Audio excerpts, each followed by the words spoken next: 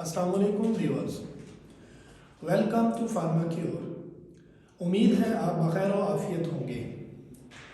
अब सबसे पहले एक हमारा जो व्यूअर है उन्होंने एक कमेंट किया कि हेयर फॉल, उसके कॉजेज़ वगैरह और उसकी जो ट्रीटमेंट है उसके हवाले से ज़रा डिटेल ओवरव्यू शेयर करते हैं। इसमें यह फ़ायदा हो जाएगा कि वो उनके लिए भी आसानी हो जाएगी और जो बाकी हमारे व्यूअर्स हैं जिनके साथ इस तरह का किसी किस्म का इशू है या उनसे कोई अगर क्वेश्चन करता है तो उनके पास इंफॉर्मेशन मौजूद होगी। अब हम सबसे पहले हेयर स्काल्प के हवाले से आप लोगों के साथ डिटेल बात कर लेते हैं। हेयर स्काल्प क्या है कि आपके पास वो स्किन जहाँ पर आपके हेयर ग्रो करते हैं उसको आप स्काल्प कहते हैं। बाकी आपकी जो स्किन है और जहाँ पर आपका हेयर ग्रो करता है वो आपका स्काल्प है। अब अगर आपके पास डैंड्रफ होने की वजह से या फिर फंगल इन्फेक्शन या फंगल ग्रोथ होने की वजह से आपकी जो हेयर की स्काल्प है उसके जो स्काल्प है उसमें हेयर के साथ साथ स्काल्प की ग्रोथ होती है, उसको आप क्या कहते हैं जी, हेयर स्काल्प है। अब इसकी कॉजेज़ जनरली क्या हैं? सबसे पहला जो मेजर कॉज है वो इसका है हेरिडिटरी कॉज। हेरिडिटरी कॉज क्या है कि जेनेटिक होगा। अब जेनेटिक होने की वजह से उसका क्या होता है कि एक ख़ास एज के बाद उन मेल में बाल्डनेस आ जाती है, या फिर दूसरा होता है हार्मोनल चेंजेस। हार्मोनल चेंजेस में विद एजिंग क्या होता है कि आपके पास जो टेस्टोस्टेरोन का लेवल है वो डिक्रीज़ होता है। अब जब टेस्टोस्टेरोन का लेवल डिक्रीज़ होता है तो उसकी वजह से हेयर स्काल्प जो है वो शो हो जाता है।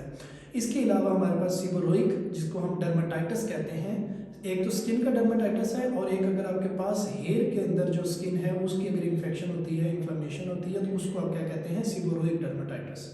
लास्ट में आपके पास होता है कि अगर आपके पास हेल्दी लाइफस्टाइल नहीं है, स्ट्रेसफुल लाइफ है, तो वो भी एक कॉज है हेयर फॉल का। अब हम कुछ फूड के बारे में आपको बताएंगे कि ऐसे फूड जो कि हेयर फॉल कॉज करते हैं, और फिर इसी वीडियो के लास्ट में आपको ऐसे फूड्स बताएंगे जो कि हेयर ग्रोथ में हेल्पफुल होते हैं। सबसे पहले हम चले जाते हैं आपके पास वो फूड जो कि हेयर फॉल को कॉज करते हैं। उसमें हमारे पास पहला आ जाता है कि अगर आप अपनी डाइट में इंक्रीज़ करते हैं शुगर को, उसकी वजह से इंसुलिन ट्रिगर होता है और इंसुलिन के ट्रिगर होने की वजह से डिफरेंट हार्मोन्स ट्रिगर होते हैं जो कि हेयर फॉल को कॉज करते हैं। इसके बाद सेकंड, अगर आप कोलेस्ट्रॉल लेवल जो है वो आपकी बॉडी में ज़्यादा है, जिसको हम बैड कोलेस्ट्रॉल लेवल कहते हैं, वो भी हेयर फॉल को कॉज करता है। फ्राइड फूड्स आ जाते हैं, और जो आपके पास प्रोसेस्ड फूड जिसको हम प्रिजर्व्ड फूड कहते हैं, जिसमें हमारे पास मुख्तलिफ प्रोसेस्ड और प्रिजर्व फूड्स मार्केट में अवेलेबल होता है जो कि आप रेडी टू कुक इस्तेमाल करते हैं, उसके अंदर भी ये जो है कॉजेटिव एजेंट के तौर पे एक्ट करता है। नेक्स्ट हम बात कर लेते हैं आपके पास ट्रीटमेंट के हवाले से। ट्रीटमेंट सबसे पहले हमारे पास मिनॉक्सिडिल है जो कि 2% और 5% की पैकिंग में अवेलेबल है। सेकंड हमारे पास आ जाते हैं एंटी फंगल, जैसे हमारे पास ये एक ब्रांड है फ्लेम फ्री। इसके अलावा कुनास ब्रांड भी मार्केट में अवेलेबल है, और भी इसके अलावा बहुत से ब्रांड्स अवेलेबल हैं जो कि इसी मकसद के लिए होते हैं। ये आपके पास होते हैं लोशन बेस्ड शैम्पू होते हैं। ये जिस तरह से आपके पास आम शैम्पू इस्तेमाल होता है बिल्कुल उसी तरह से आपने इसको यूज़ करना है, यानी कि वीक में 2 to 3 टाइम्स, इससे ज़्यादा आपने इसको यूज़ नहीं करना। थर्ड हमारे पास एक मेडिसिन है जो कि आपके पास फिनास्ट्रीड है, 1 mg इसका है, और इसका जो ब्रांड है वो हेयर फिन है। इसके हम थोड़ी सी मैकेनिज्म ऑफ एक्शन की बात करते हैं। ये असल में क्या करता है कि ये आपकी जो टेस्टोस्टेरोन का लेवल है उसको इंक्रीज़ करता है, तो इनडायरेक्टली टेस्टोस्टेरोन के लेवल को इंक्रीज़ करने की वजह से हेयर फॉल का जो लॉस है उसको कम से कम करते हैं। इसके बाद हमारे पास ऐसे शैम्पू जो कि सल्फ़र और टार के कम्बिनेशन में होते हैं वो भी इस्तेमाल होते हैं ट्रीटमेंट के तौर पर। फिर हमारे पास कुछ सप्लीमेंट्स हैं, जिस तरह हमारे पास एक ये ब्रांड बहुत ही मशहूर परफेक्टिल है।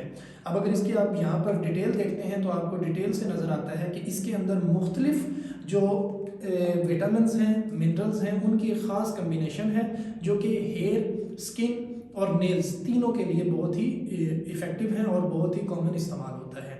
अब अगर आप मेडिसिन की ट्रीटमेंट के साथ साथ एक और चीज़ करते हैं कि आप क्या करते हैं कि आप अगर हेल्थी फूड, कौन से फूड्स जो कि आप इस्तेमाल करते हैं जो कि आपके पास हेयर फॉल को कम से कम करते हैं, उसमें हमारे पास आ जाता है एक सबसे पहला है एग। अब एग के अंदर बायोटिन है, जो मैंने परफेक्टल आपको दिखाई उसके अंदर भी बायोटिन की एक खास अमाउंट है, बल्कि जितने भी आपके पास मल्टीविटामिन्स हैं उनके अंदर जो बी कम्प्लेक्स है, यानी कि B1 से लेकर B12 तक, वो तमाम कुछ ना कुछ मौजूद हैं। इसके बाद अगर आप मीट की बात करते हैं उसमें B12 है। फिर लेंटिसल दालें जो आम आप यूज़ करते हैं उसमें स्पेसिफिकली जो लोबिया है वो आपके हेयर ग्रोथ के लिए बहुत ही इफेक्टिव है। बाकी भी जितने आपके पास पीज़ वगैरह हैं वो भी बेहतर हैं। फिर विटामिन सी और विटामिन डी का अगर आप डाइटरी इंटेक मैक्सिमम करते हैं तो वो भी आपके पास हेयर ग्रोथ के लिए बेस्ट है। लास्ट में ओमेगा 3 जो आपके पास फ़िश के ऑयल के तौर पे है, वो भी अगर आप डाइट में इस्तेमाल करते हैं तो वो भी एक हेल्दी फूड है हेयर फॉल को लॉस से बचाने के लिए। अब अगर आप ये तमाम चीज़ें करते हैं तो इसका बेनिफिट क्या होगा? इसका बेनिफिट ये होगा कि आपके पास जो हेयर है उसके अंदर उसकी स्ट्रेंथन बढ़ेगी, उसके अंदर शाइन जो है वो बेहतर से बेहतर हो जाएगी, ब्रेकेज जो है उसकी कम से कम होगी, और लास्ट में आपके पास जो स्काल्प है वो ड्राई नहीं होगा। जब स्काल्प ड्राई नहीं होगा तो ऑटोमेटिकली उसके अंदर फंगल ग्रोथ और वो चीज़ें जो है वो कम से कम होंगी। उम्मीद है जो हमारे एक व्यूअर ने एक क्वेश्चन हमसे किया था वो उसका आंसर उसको बेहतरीन सा मिल चुका होगा। लास्ट में आप लोगों से रिक्वेस्ट होगी कि वीडियो को ज़्यादा से ज़्यादा शेयर कीजिएगा। Thank you.